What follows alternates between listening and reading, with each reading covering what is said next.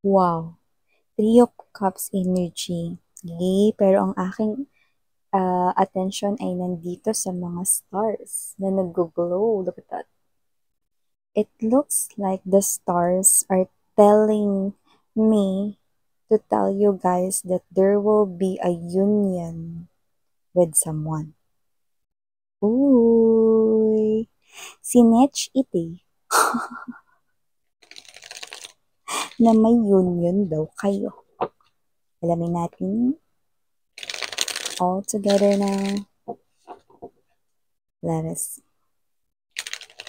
By the way, may main channel tayo mga mahal. Ang link niyan ay nandiyan sa ating description box. Araw-araw ay may everyday readings din tayo doon. Collective readings for all signs.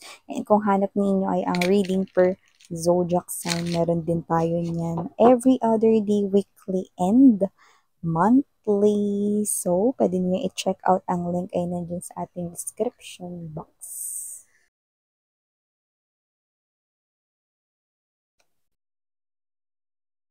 Oh, okay. Sun card. Positive reading, no? Positive aura yung nafe-feel or nabavibe natin, no? Dito sa inyong kakonek or kadil. So, let me see more. Oh, the devil right here is an indication that he or she is not toxic. Hindi rin siya rito someone na gaslighter, love bomber, no? Hindi siya ganon. Hindi siya player. But the devil right here, it looks like this person here likes you. Yan, oh. Agad-agad. Yun yung nakuha ko rito, no? Yeah, interesting, isn't it, no? Mamaya sabihin ko sa inyo kung bakit. Yan. This person's nice person, thoughtful, kind. This person here is someone na mabuti siyang individual or tao. Nice. Oh, mukhang napapaisip ka. Yeah, no? Kasi parang meron ka ritong ginawa ng agad-agad din. Yan, no? Agad-agad, miss yan. Ano ibig sabihin dun? Mamaya, mamaya. So, yan, no? Yun, no? Ace of Cups, Ten of Coins.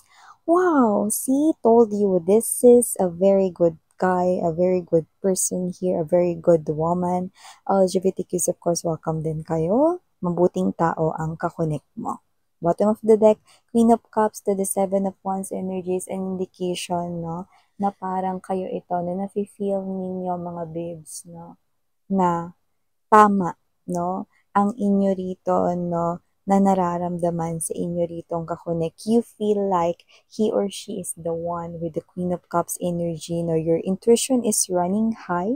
You feel the vibration, you feel the frequency that this might be the one for me. So, yeah, look at that. See, we have here the King of Cups. Definitely your divine counterpart is right here, no? Kaya, tama lang talaga yung mga inaasta or ina-actions mo dito.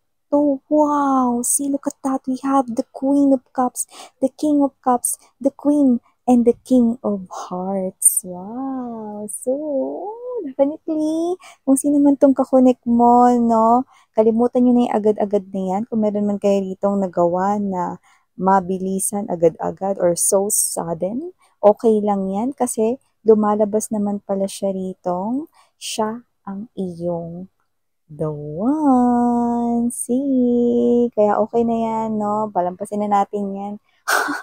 Ba't ano bang ginawa ko dyan, Miss Yan? May mga nagawa din kasi kayo ritong agad-agad. Yan. Okay? So, ano ba yan, Miss Yan, no? Mamaya-maya, no? Tayo ay bumati muna. Hi and hello there, collective. My name is Yan. Welcome newbies at sa ating mga bagong tambayers. Tuloy kayo rito. You can also bring your other favorite people here. Okay? And sa aking mga returning tambayers, thank you so much sa inyong walang sawang patronage and love support para sa akin. And sobrang na-appreciate ko each and every one of you. I really do not know kung paano ko kayong papasalamatan, but I'll promise that I'm gonna stay here sa YT. Thank you so much everyone. And yun nga, nawala tayo dito ng gender, babae, lalaki, LGBT, lahat welcome. Pwede rin pong i-switch yung mga roles. Dahil possible talaga magkapalit-palit kasi general reading ito. And at the end of the day, lahat ay may free will na free niyo pong gamitin anytime, anywhere. plus timeless din po, meaning to say, nangyari na ito sa iba sa inyo, sa iba naman nangyayari na, sa iba naman ay mangyayari pa lang, but wow. Alam mo, we have here this Four of Cups energy. Hindi ka naman ganito, pero bigla kang naging ganito. Four of Cups in reverse right here, no? And there's this full card energy. Someone new just came into your life, eh? And you met this person here just recently. Eh? At yung iba, no, pwedeng ito ay nakilala mo through your friends. Baka nakasama, nakita mo to sa isang parang kita-kita lang with friends, no? Baka friend din nila ito, no? And yung iba naman pwedeng bagong kakilala mo lang ito sa trabaho, no? Or baka katrabaho mo nagpakilala rito, no? Or someone here new sa inyong community, no? Sa inyong tinitirahan, barangay, whatever, bagong kapitbahay.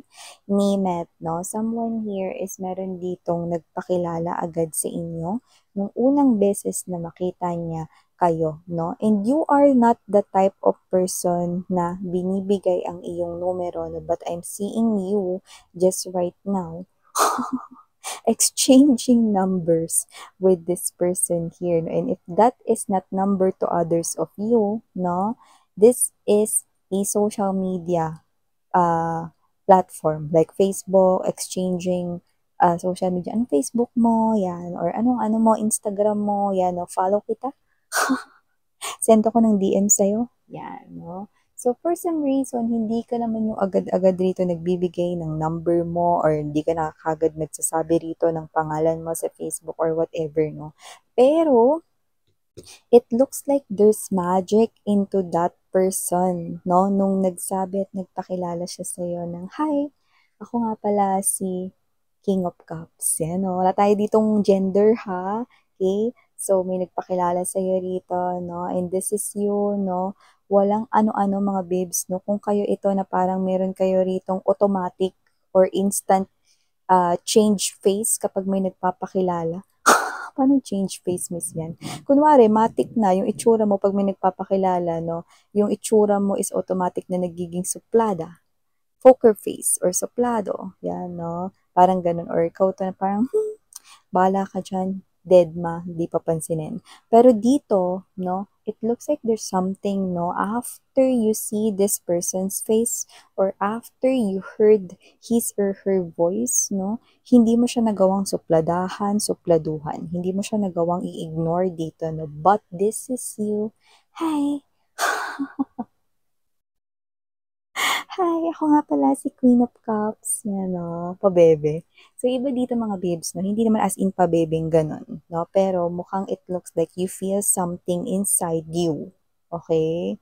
Na parang there's a cute energy flowing inside your body and okay, you just say kung ano yung gusto mong sabihin, no? So, nagpakilala ka rin sa kanya rito, no? And yung pag-uusap ninyo, mga babes, no, ay maganda, smooth flowing, exchanging of numbers na gawa ng successful, check, no? Nagsabihan ng mga pangalan, check, no? At lahat yun ay nangyari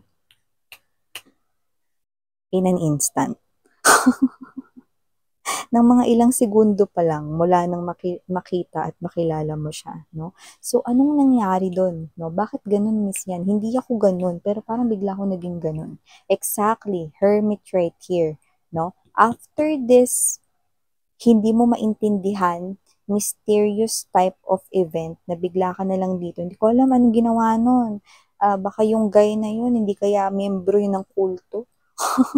Or yung girl na yun, hindi kaya miyembro ng kulto yun. Baka mamaya meron pala siyang in-spray na pabango. Love spell siguro yun, miss yan. Gayuma siguro yun. Hindi ko naintindihan. Basta, may naramdaman akong kakaiba. Tapos parang sumagot na lang ako dito, nagpakilala siya. Hindi naman ako ganun. Kasi ayoko nga ng mga kilala-kilalang ganyan eh. Suplado nga ako dyan. Suplada nga ako sa mga pagdating sa ganyan. Pero dito, bigla na lang akong ganun. Na yung mga nasa isip ko ay sinasabi ko kagad. Pero usually dinided mo ko lang tumis yan. Anong nangyayari rito? Exactly. Kasi kung sino man tong energy na to mga babes, no? Hindi kanya rito ginayuma, walang ganon. Wala rin siyang in-spray dito kahit na ano. Kaya nakita ko rito na kung sino man siya, na this person is definitely your divine counterpart. Siya ang iyong king of hearts dito, no? Because you are the queen of hearts dito, no? Wala tayo ditong gender, ha? Pero, naramdaman nyo na agad yung isa't isa. Okay? Ano ba yun, Miss Yan? Because you're longing for each other for so long, ang tagal. 'Di ba? Your souls are longing for each other ng sobrang tagal. Okay? Kaya nitong muli ninyong pagkikita, okay, hindi sumunod yung katawan mo because yung soul mo rito, yung nagdikta at ganun din siya rito. Okay? Tingin mo ba siya lang yung ganyan na parang lalapit tapos hello? Hindi rin siya ganun. He or she is also not the type of individual, no? Pero sumunod lang din siya, no? Walang nagawa rito ang inyo ritong body. It's the soul, no? Na nag-control dito sa situation na ito, no? So, ito may mga nangialam dito, no? With the energy of Five of Wands, na meron dito mga nagsabi na, ha?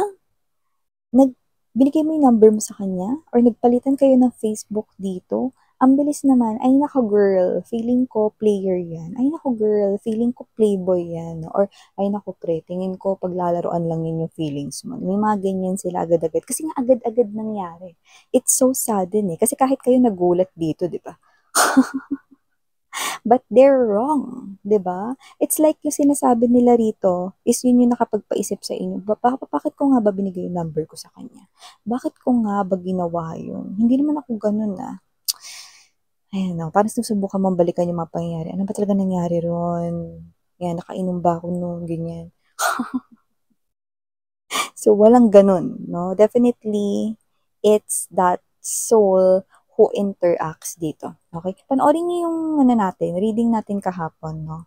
Kasi maaaring may kinalaman yun dito kasi nakuha natin na posibleng ito ay continuation nun. Kaya naman mga babes, no? Just take only what resonates, okay?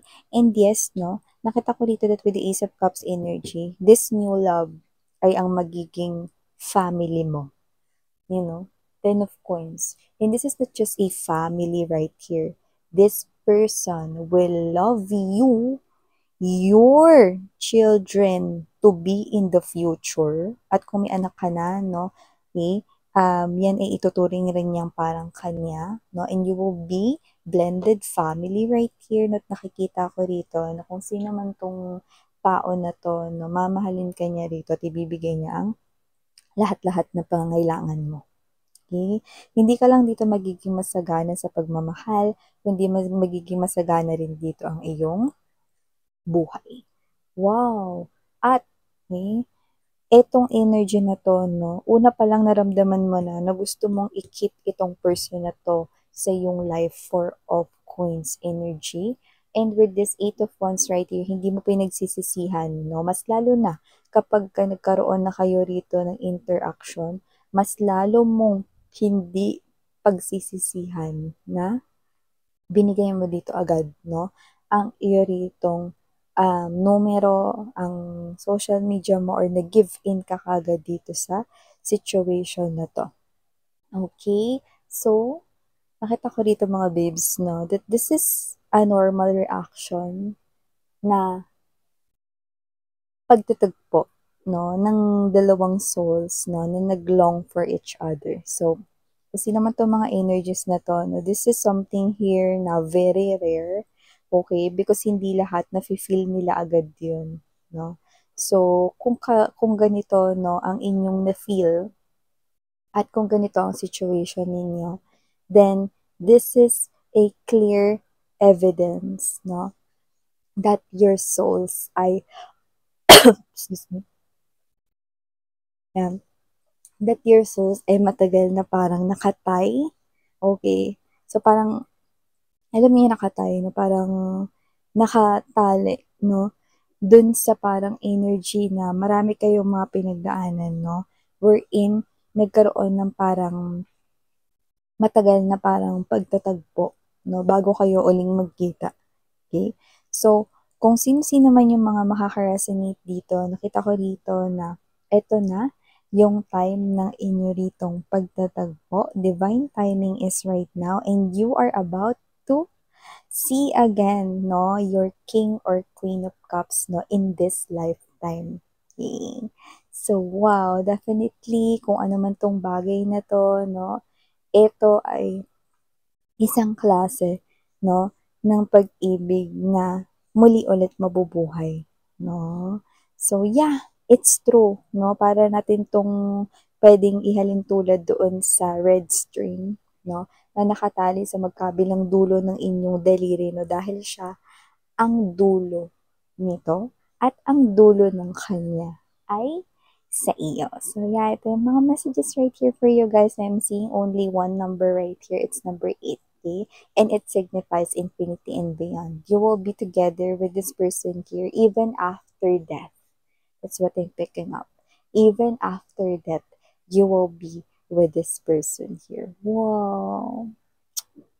I feel that kind of longing and yung feel na parang ito na yun, no? So, hindi na ako magtataka. Yung iba sa inyo, maaaring teary eyes kayo rito and you do not know why.